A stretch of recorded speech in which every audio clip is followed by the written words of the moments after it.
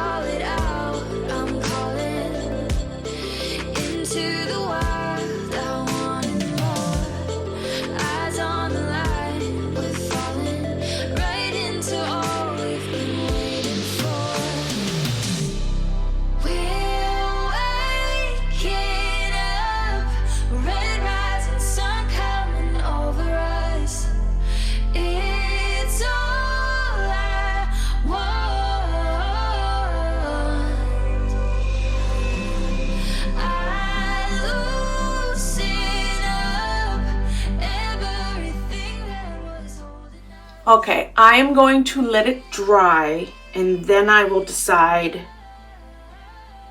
if I even like it. It is really different from what I usually do. I love the wispies here, but I think they're going to be too busy compared to the rest of them.